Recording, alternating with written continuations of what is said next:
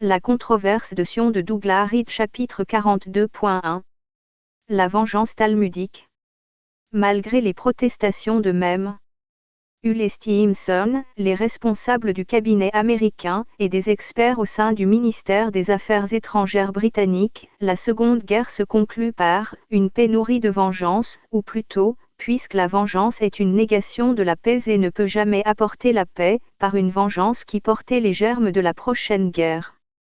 Les deux élus dictateurs occidentaux, même Roosevelt et Churchill, prirent la responsabilité de la vengeance puisque, malgré leur reniement ultérieur, ils en signèrent tous deux la charte, le protocole de la conférence de Yalta. De cette manière, l'Occident chrétien se joignit à l'Orient impie pour assouvir une vengeance barbare envers l'Europe. L'objectif de ce chapitre est d'identifier qui sont les vrais responsables, puisque d'après les déclarations de chacun d'entre eux, ils agirent sous l'influence ou sous la pression d'individus restés dans l'ombre, ou bien dans l'ignorance de ce qu'ils signaient. Ici l'incapacité ultime de ces grands chefs de guerre apparemment tout-puissants est révélée. À Casablanca, en janvier 1943, M. Roosevelt joua pour la première fois la partition de la « vengeance aveugle » lorsqu'il établit soudain le principe de la capitulation sans condition. M. Hull.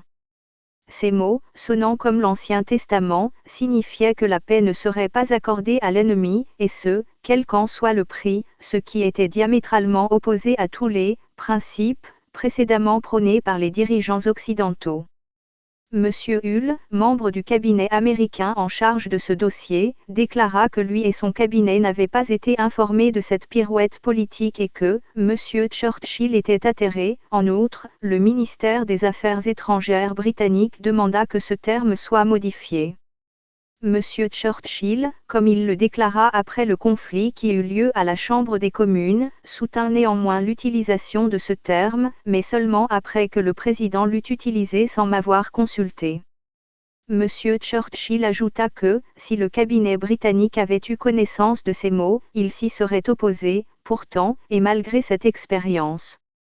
Il continua pendant des années à provoquer des rencontres au sommet entre le dictateur moscovite et les deux dirigeants occidentaux. Ainsi, en 1943, à Casablanca, la décision de mettre en œuvre la vengeance fut prise pour la première fois. Cela constitua la trame de fond du plan Morgenthau, datant de septembre 1944. Manifestement, il fut d'abord élaboré à Moscou, puis rédigé par M. Harry Dexter White à l'attention de son supérieur, puis transmis à M. Roosevelt par M. Morgenthau, qui le parapha avec M. Churchill, et dont l'esprit se diffusa au cours de la conférence de Yalta et de son protocole.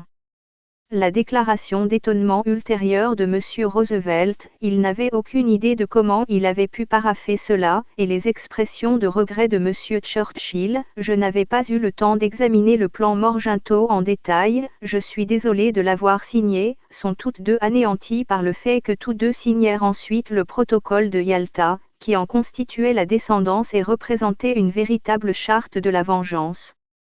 En y associant leurs noms, les deux dirigeants occidentaux firent plus de mal à l'Occident qu'aucune guerre. Ce qui est détruit par des bombes peut être reconstruit, mais lorsque des valeurs spirituelles forgées par les efforts des nations pendant 19 siècles sont ruinées, elles sont plus difficiles à rétablir. L'Est ne perdit rien, car la vengeance faisait partie de sa tradition barbare, en partie abolie pendant le dernier siècle de règne des tsars, mais rétablie en 1917. En Occident, terre du christianisme, la situation était différente.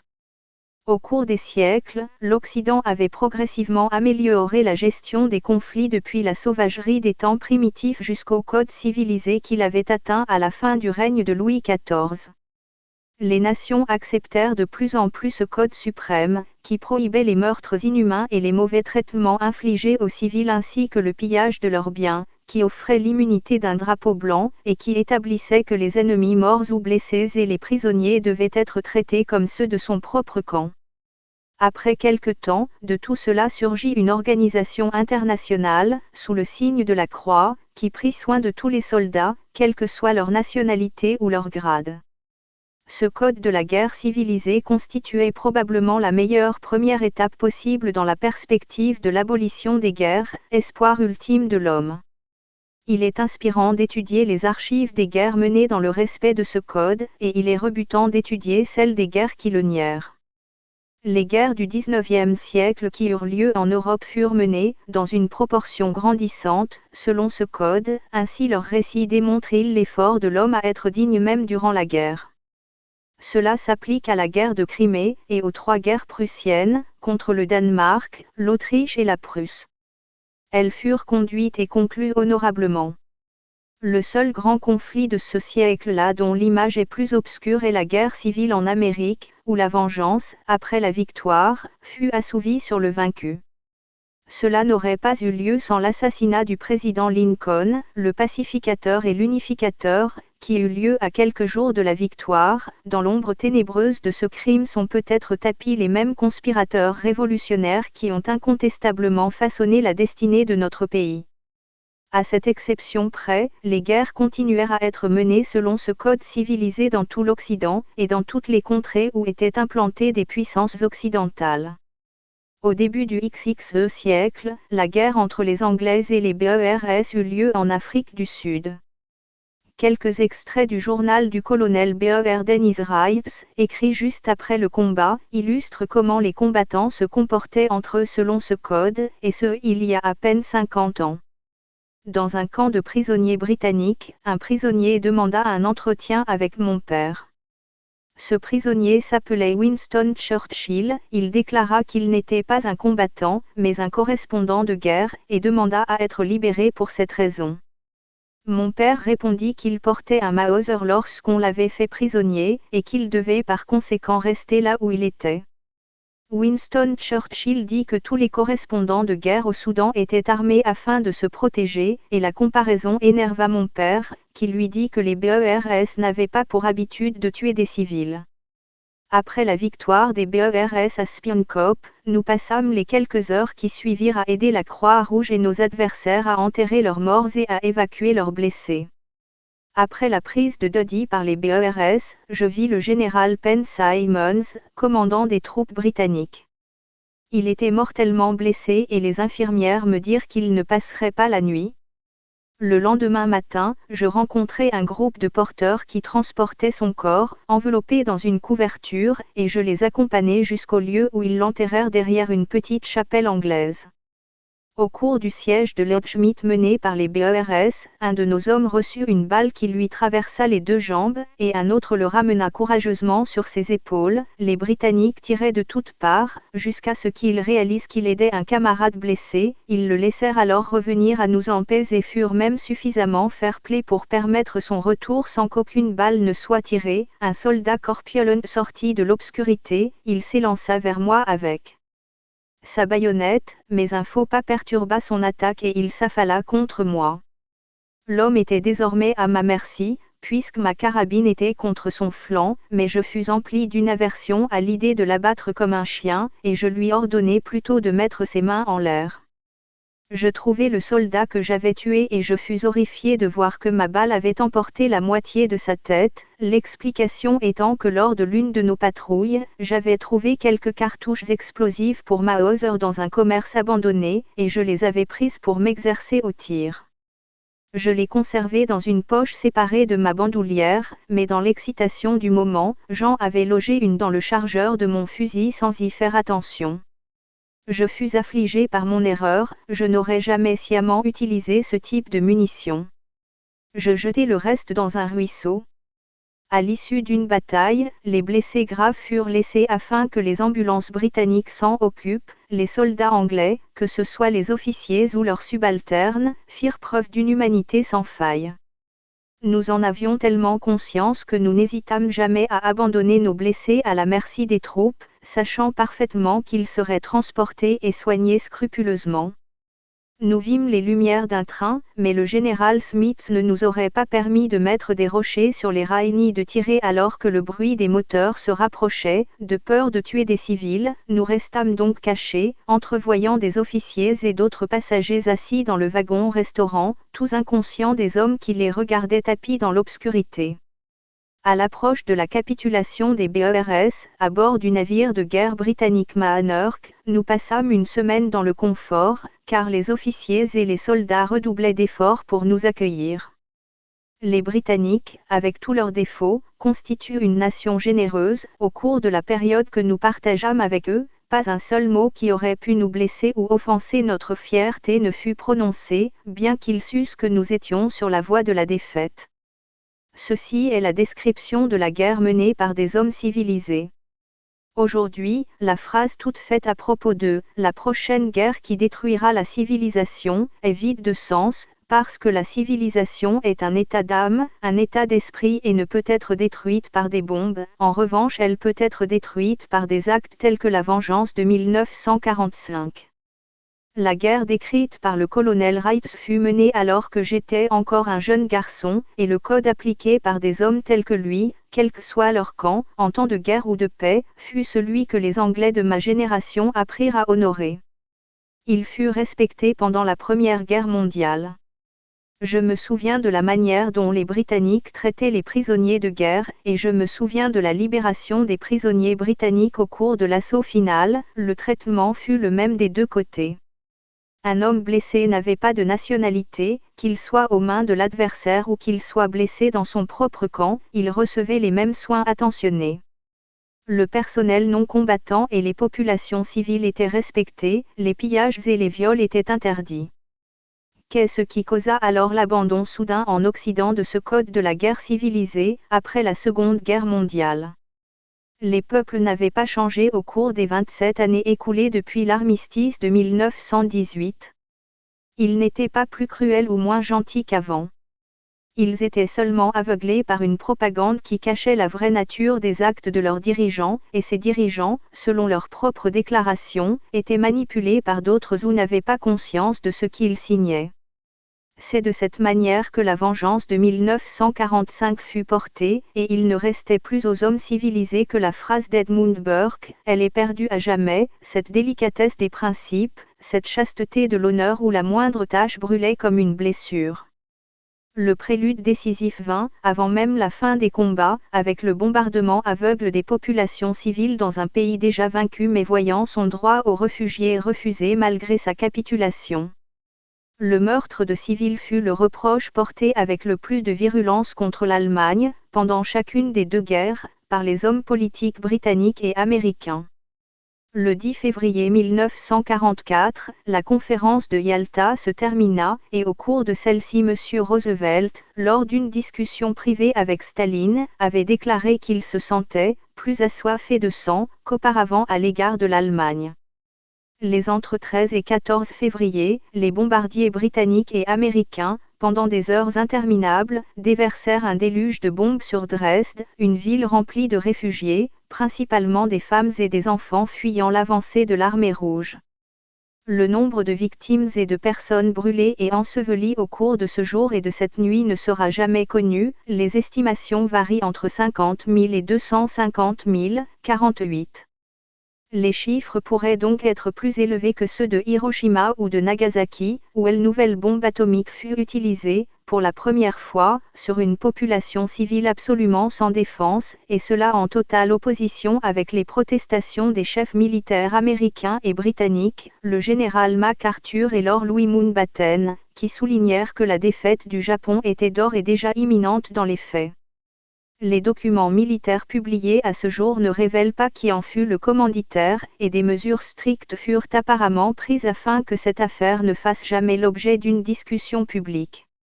Après cela, vint l'ordre du général Eisenhower d'arrêter les troupes anglo-américaines au niveau de la ligne de l'Elbe, et subséquemment d'abandonner Berlin, Vienne et Prague, ainsi que toute l'Europe de l'Est aux armées soviétiques.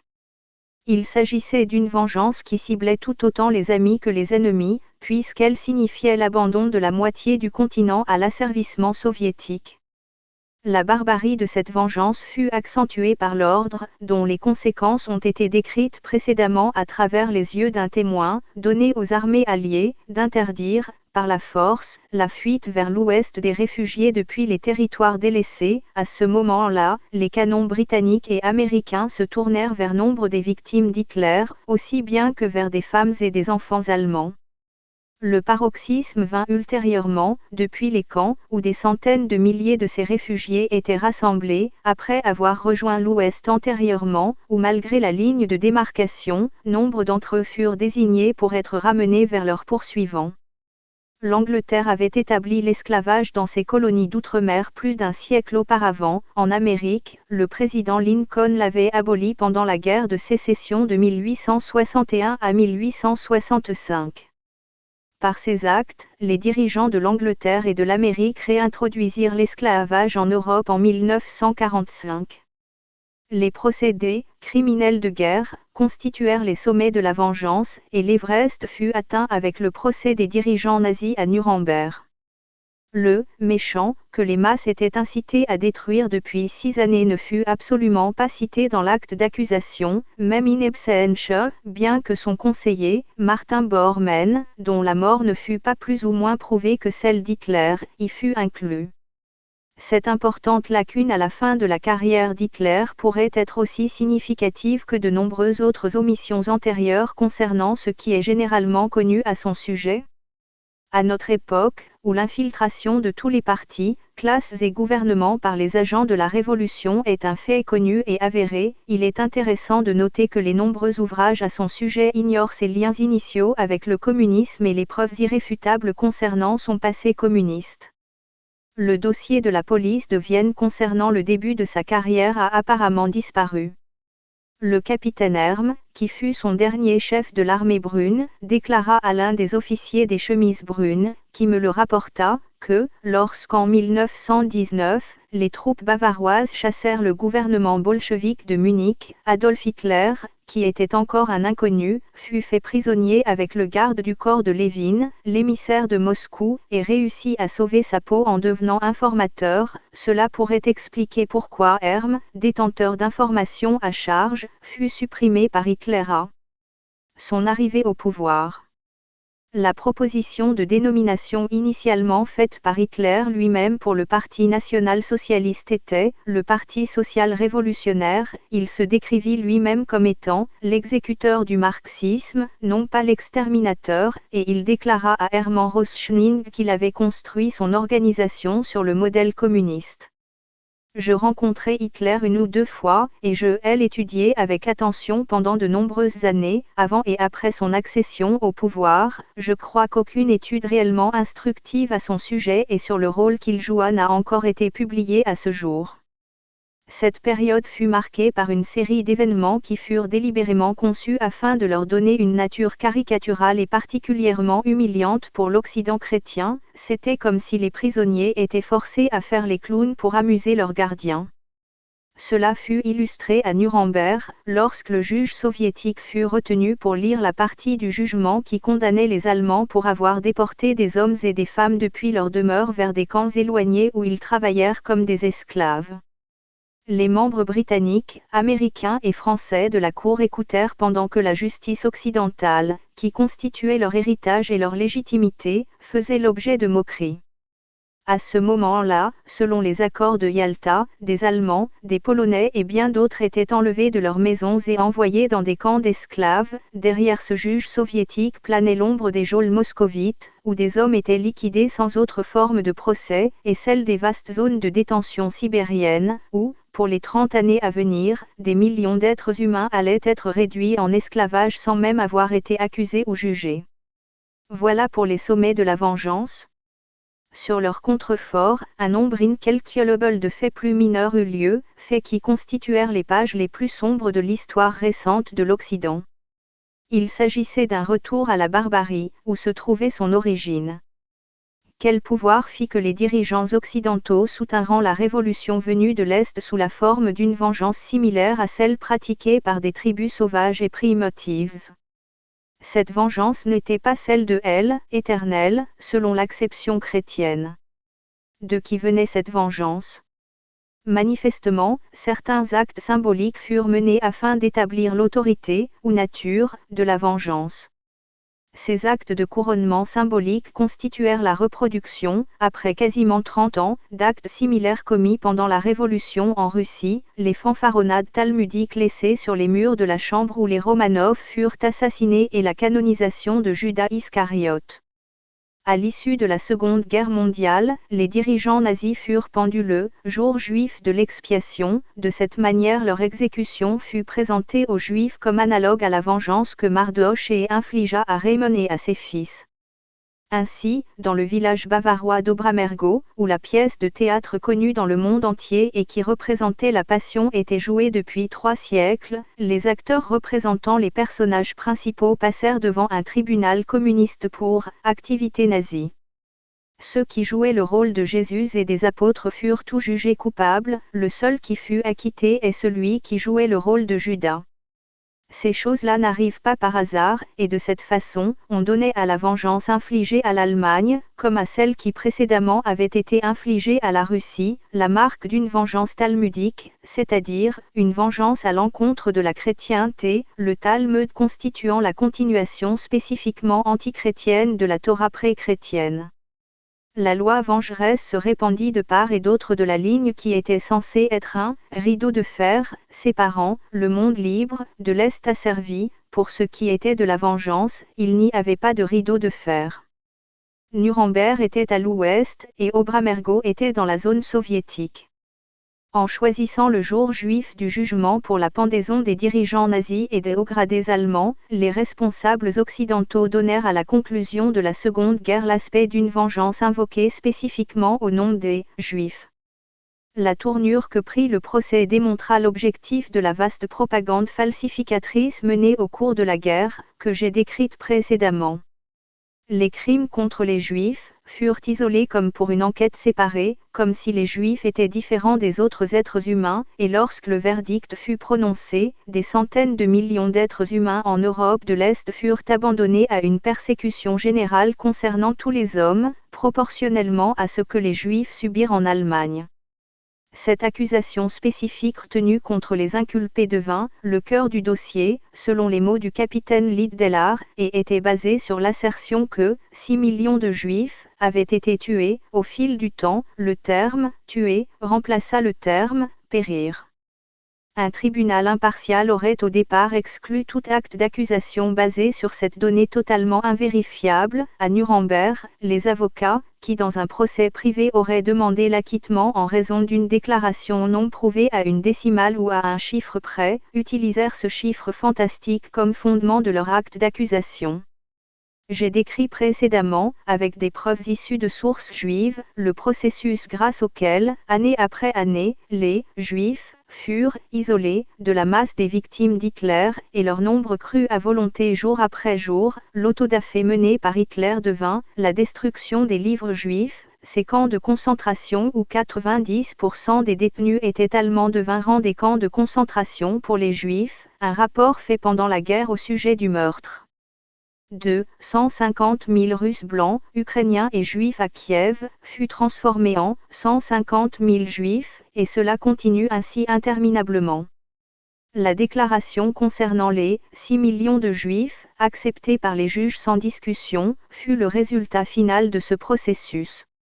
En 6 années de guerre, les Allemands, les Japonais et les Italiens, utilisant toutes les armes possibles, tuèrent 824 928 combattants britanniques du Commonwealth et américains, salariés de la marine marchande et civile. Si l'on prend pour hypothèse que les Allemands tuèrent, disons, la moitié de ces victimes en Europe, alors ils y tuèrent, selon cette assertion, 15 fois plus de Juifs. Pour réaliser cela, ils auraient eu besoin de telles quantités d'hommes, d'armes, de véhicules et de matériel que cela leur aurait permis de gagner la guerre à plusieurs reprises. Ce chiffre ne mériterait même pas que l'on s'y attarde s'il n'avait pas été utilisé pour donner à la Seconde Guerre le nom de « guerre anti-juive » et si, à nouveau, cela ne préparait pas les fondements d'une quelconque troisième guerre. C'est pour ces raisons que nous allons maintenant étudier ce chiffre.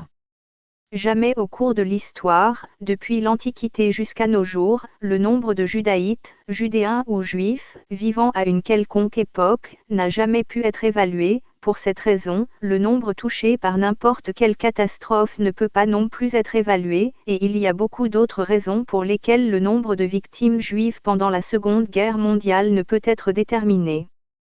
Le processus de mystification commence dans la Genèse et continue dans la Torah, par exemple, les 70 personnes menées en Égypte par Jacob, augmentèrent apparemment jusqu'à atteindre 2 ou 3 millions en 150 ans. À chaque époque, des variations importantes et parfois considérables apparaissent dans les estimations, et seules des estimations sont possibles, puisque le terme actuel, juif, est légalement indéfinissable et statistiquement insaisissable. Le Dr Hans Kohn, éminent chercheur juif, écrivit dans son article sur « La distribution géographique des Juifs », publié dans l'Encyclopædia Britannica de l'année 1942, étant donné le fait que, dans plusieurs des pays où le plus grand nombre de Juifs vivaient en 1941, le recensement n'incluait aucune question relative aux religions, le nombre exact de Juifs dans le monde en 1941 n'a pu être certifié. La définition des personnes pouvant être catégorisées comme appartenant à la race juive n'est en aucun cas arrêtée. Dans les pays où le recensement incluait des questions sur les origines religieuses, il est quand même difficile de définir exactement ce critère de foi juive. Ainsi, l'hypothèse qui variait généralement autour du chiffre de 16 millions, pour le monde entier, ne reposait elle en rien sur des chiffres exacts. À cette incertitude concernant le nombre de Juifs dans le monde s'est ajoutée au cours des dernières années une incertitude croissante sur leur distribution numérique au sein des différents pays et continents. Il est probable que plus de 6 millions de Juifs vivaient en Pologne et en URSS. Des bases plus fragiles que celles-ci, ne serait-ce que pour des estimations, sans même parler de statistiques, sont difficilement imaginables, et pourtant, au cours de la période qui suivit, lorsque toutes les confusions supplémentaires liées à la guerre et à l'occupation furent ajoutées à ces frêles fondations, un nombre précis de victimes juives fut produit jour après jour, relayé par des milliers de propagandistes assidus, et il fut finalement affirmé que celui-ci atteignait les 6 millions. Le Dr Kohn déclare qu'il y avait, probablement, plus de 6 millions de Juifs vivant en Pologne et en URSS en 1941. En ce qui concerne l'U.R.SS, cela pourrait corroborer une autre autorité juive, le professeur H.M.T. Elway, qui écrivit dans l'Encyclopædia Britannica de 1937 que 2 700 000 de Juifs vivaient alors là. D'une manière similaire, 4 années plus tôt, en 1933, le journal juif Opinion avait affirmé que la population juive en URSS était inférieure à 3 millions, et l'encyclopédia soviétique officielle de 1953 avance que la population juive de l'Union soviétique en 1939 était de 3 020 000. Ce quasi-consensus parmi 4 auteurs de renom sur la période 1933 à 1941 pourrait pousser le lecteur à croire que le nombre de Juifs, au moins dans un pays, l'U.R.SS, fut établi avec une justesse suffisante pour une époque donnée. Au contraire, il s'agit d'une jungle statistique où rien n'est jamais établi. En 1943, le commissaire juif du peuple Mikl déclara à Londres, d'après le Johannesburg Jewish Times de 1952, « Nous avons aujourd'hui en Union soviétique 5 millions de juifs. C'est 2 millions de plus que 2 années auparavant, et si c'était vrai, cela signifiait probablement que la plupart des juifs de Pologne, après la brouille entre Hitler et Staline, rejoignirent le territoire soviétique. » Toutefois, dans le même numéro du Jewish Times, un grand écrivain juif, M. Joseph Leftwich, déclara qu'en 1952, la population juive en URSS était égale à 2 500 000, une perte de 2 500 000 depuis 1943. Il s'interrogea, où et comment ont-ils disparu ? La réponse, à mon avis, est que la plupart d'entre eux disparurent au fin fond des statistiques. Ce n'est pas la fin de l'imbroglio, concernant cette partie de la question. L'Encyclopædia Britannica de 1937, tout en donnant le chiffre de 2 700 000 juifs en Russie selon un expert juif, affirmait qu'ils représentaient approximativement 6% de la population totale. La population totale donnée à un autre endroit était de 145 millions, et 6% de ce chiffre équivaudrait à 8 700 000. Sur ce sujet, les encyclopédies, les bilans statistiques annuels et les almanachs sont contradictoires et peu fiables. Je pourrais en multiplier les illustrations, Par exemple, le Congrès juif mondial de 1953 annonça que la population juive en URSS s'élevait à 1 500 000, mais déambuler dans un labyrinthe sans issue est inutile. Tous les chiffres publiés sont des estimations, réalisées selon le bon plaisir des experts, et sont sans valeur. Un comptable pourrait écrire un livre sur les efforts des encyclopédistes pour faire coïncider la population juive mondiale d'après-guerre avec les estimations d'avant-guerre, moins 6 millions. Les chiffres sont délicats à manipuler, en voici quelques exemples. Dans son édition de 1947, le World Almanac, bilan annuel américain qui est considéré comme une référence, évaluait la population juive mondiale de 1939 à 15 688 259. Dans les éditions ultérieures jusqu'en 1952, cette estimation d'avant-guerre fut augmentée, sans explication, d'1 million, jusqu'à 16 643 120. La population annoncée pour l'année 1950 était de 11 940 000, ce qui, soustrait du premier chiffre donné pour 1939, aboutit à une réduction de presque 4 millions, et non pas de 6 millions, cependant. Néanmoins, cette estimation est elle-même basée sur une autre estimation, à savoir, celle qui évalue la population juive de l'U.R.SS en 1950 à 2 millions. Ce qui laisse toujours sans réponse la question de M. Lev Twitch relative à la déclaration du commissaire du peuple Mikl, comme quoi, en 1943, la population juive de l'U.R.SS était égale à 5 millions.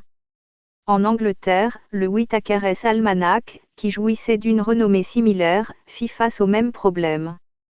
Dans ses éditions de 1949 et de 1950, il fournit une estimation de la population juive mondiale en 1939 égale à 16 838 000 et à 11 385 200 pour l'année 1949, une baisse de près de 5 500 000. Toutefois, les chiffres donnés pour la population juive pays par pays aboutissaient à un total de 13 120 000, au lieu de 11 385 200. Incidemment, en 1950, le Whitaker évaluait la population juive de l'U.R.SS à 5 300 000, contre le chiffre de 2 millions donné par le World Almanac pour la même année. Ces deux publications bénéficient de la meilleure réputation en matière de scrupuleuse exactitude, et ils ne sont pas à blâmer, car dans ce domaine spécifique, seules des estimations de sources juives sont disponibles, et pour des raisons évidentes, on ne peut s'y fier. Je mis en exergue ces incohérences dans un livre qui sortit en 1951, et noté qu'en 1952, le Whitaker ne faisait plus mention de ces estimations de la population juive, il avait apparemment abandonné cette quête statistique désespérée, et avait eu raison de faire ce choix. Une autre encyclopédie arrêta de traiter ce sujet dans son édition de 1950. Finalement, le New York Times, qui pourrait être décrit comme le plus grand journal juif au monde, il est détenu par des juifs et aujourd'hui, New York est avant tout une ville juive, publia en 1948 un article qui se voulait être une référence statistique, qui comptabilisait la population juive dans le monde, 3 années après la fin de la guerre, à une estimation comprise entre 15 700 000 et 18 600 000. Si l'un ou l'autre de ces chiffres était proche de la vérité, cela signifiait que la population juive mondiale était restée stable ou avait augmenté durant les années de guerre. Les articles de journaux sont rapidement oubliés, sauf si des chercheurs sérieux les conservent, mais les inventions provenant des grands propagandistes sont diffusées. Ainsi, les historiens, ces hommes minutieux pour ce qui est des autres sujets, transmirent la légende de l'extermination massive à la postérité. À la fin de la guerre, le professeur Arnold J. Twibe entreprit de réaliser son monumental Study of History, et dans son 8e volume, de 1954, déclara que les nazis réduisirent la population juive d'Europe continentale, à l'ouest de l'Union soviétique, d'approximativement 6,5 millions à approximativement 1,5 million par un processus d'extermination massive. Il qualifia cela de « données statistiques brutes », puis ajouta en note de pied de page qu'il ne s'agissait pas d'une donnée statistique, il n'est pas possible de donner un chiffre exact basé sur des statistiques précises, et en 1952, il semblait improbable que les informations nécessaires à cela soient jamais disponibles. Le professeur Twaibé expliqua que son chiffre était basé sur des calculs provenant de sources juives, dans lesquelles résidaient plusieurs sources d'erreurs possibles. Il conclut il pouvait être estimé que 5 millions de juifs continentaux avaient été menés à la mort par les nazis. D'un point de vue historique, cette estimation n'a pas de valeur. Le point de départ pour appréhender cette question réside dans le fait qu'il n'est pas possible que 6 millions de juifs, ou tout chiffre proche de cette valeur, aient été menés à la mort, ou amenés à périr, en raison des éléments donnés au début de cette discussion. Cette assertion seule, faite devant la cour de Nuremberg, était un affront à leurs 825 000 combattants, marins et civils, tués sur tous les champs de guerre, affront dont seuls les dirigeants occidentaux de ce siècle auraient pu être capables. Le nombre de Juifs qui furent tués ou qui périrent ne sera jamais connu, pour les raisons déjà mentionnées et partiellement découvertes par le professeur Twaibé dans la note de pied de page de son livre. Le seul terme « juif » est indéfinissable, les Juifs constituent rarement une catégorie statistique isolée, et à aucune époque le nombre de Juifs vivant dans le monde n'a pu être certifié avec une quelconque précision. De fait, toute tentative d'atteindre une cohérence statistique par des recensements ou des données relatives à l'immigration est attaquée comme étant discriminatoire et antisémite. Par exemple, désormais, il ne sera plus demandé aux immigrants souhaitant s'installer en Australie s'ils sont juifs. Cela fut officialisé à Sydney par le comité exécutif des Juifs d'Australie, qui protestait contre cette pratique auprès du Bureau de l'immigration, de Jewish Times, Johannesburg. En Angleterre, il est impossible, étant donné l'absence de statistiques officielles, de faire plus que de deviner judicieusement. Le nombre exact de Juifs en Grande-Bretagne reste un mystère. De Zionist Record, Johannesburg. En Amérique, le président Roosevelt fut soumis à une pression ininterrompue afin d'abolir l'obligation de mentionner « juifs » sur les formulaires d'immigration, et en 1952, une vaste campagne fut menée par l'Anti-Défamation League et l'American Jewish Committee contre la loi MC-40, Walter parce qu'elle visait à rétablir cette obligation. Cette loi fut finalement adoptée, malgré le veto du président Truman, mais même une application scrupuleuse de la loi nouvellement rétablie ne permettrait pas de clarifier les choses, puisque les candidats, s'ils le souhaitent, peuvent répondre « britannique » ou une réponse de ce type, au lieu de « juif ». En termes de statistiques, cette situation est désormais bien proche d'être généralisée, faisant de toute cette question un mystère total, fruit d'une démarche délibérée. Personne ne sera jamais en mesure de différencier le nombre de décès chez les Juifs, durant la guerre, survenus naturellement ou suite aux bombardements et assimilés, de ceux dus aux nazis. Mon opinion est que, quel que soit le nombre de Juifs dans les pays envahis par Hitler, le nombre des victimes juives y fut à peu près équivalent, en proportion, à la population totale touchée, polonais, tchécoslovaques et autres. J'ai découvert que c'était l'opinion de tous les survivants des camps de concentration et de l'occupation que je connais. Ayant eux-mêmes souffert, leur compassion pour les Juifs était aussi forte que pour les autres, mais ils n'arrivaient pas à comprendre pourquoi le cas spécifique des Juifs était isolé et pourquoi le nombre de victimes juives était monstrueusement exagéré. La raison, qui leur était cachée, devint limpide lors de la pendaison le jour juif du jugement, car cet acte symbolique conclut la dynamique qui anima l'intégralité de l'occupation, des deux côtés de la ligne de démarcation, pendant ces premières années, et définit même le modèle de comportement futur des dirigeants occidentaux en termes de politique étrangère, et ce bien au-delà des frontières de l'Europe. La vengeance talmudique constitua le point de départ d'une nouvelle ère dans l'histoire de l'Occident, au cours de laquelle les intérêts nationaux allaient être subordonnés à la cause de la nation juive, telle que définie par les talmudistes de Russie.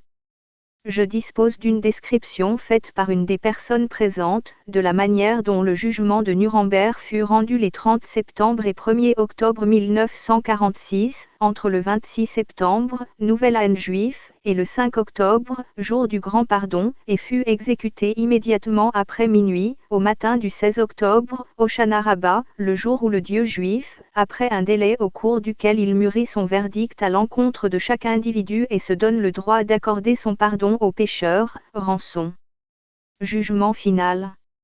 Selon cette description, tous pensaient que le jugement serait rendu plus tôt qu'il ne le fut, mais quantité de procédures inutiles le retardèrent, jusqu'à ce que la date soit fixée aux environs du 15 septembre. Alors X, l'un des juges, fit part de ses réserves quant à la mise en forme de certaines parties du jugement. On calcula grosso modo combien de temps il faudrait pour le rédiger à nouveau et le recopier, et c'est ainsi que la date fut fixée. J'ai effacé le nom du juge en question. La conséquence de ce report pour amélioration formelle fut que le jugement fut rendu au cours des 10 jours les plus sacrés de l'année juive, et exécuté le jour de la vengeance de Jéhovah. J'avais prédit un tel dénouement, dans un livre publié pendant la guerre, suite à la déclaration au sujet des Juifs qu'avait faite M. Anthony Eden, le 17 décembre 1942 à la Chambre des communes, et dans laquelle il avait proféré une menace implicitement limitée aux crimes contre les Juifs. Les auteurs de ces crimes n'échapperont pas à leurs responsabilités. En Amérique, M. Roosevelt avait fait une déclaration dont l'implication était similaire. Le procès de Nuremberg constitua le canevas de nombreux autres procès de moindre importance relatifs à des crimes de guerre. Ces procès ont été examinés d'un point de vue légal et moral, dans les ouvrages de M. Montgomery Belgion, de M. F.J.P. Ville et du feu capitaine Russell Granfell. Une petite partie de la vérité à leur sujet filtra au fil des années. En 1949, un bureau américain d'inspection des affaires juridiques, sollicité suite à de nombreuses plaintes, fit un rapport au sujet de certaines des cours martiales américaines qui eurent lieu à Dachau, où 297 peines capitales avaient été prononcées. Le rapport parla de parodie de procès, où les accusés avaient été présentés encagoulés, avec des cordes autour du cou, et, jugés, devant des autels factices avec crucifix et bougies. Ils furent soumis à des brutalités afin de leur extorquer des informations qui purent ensuite être produites pendant le vrai procès. On fit croire aux détenus que la parodie de procès était le vrai procès.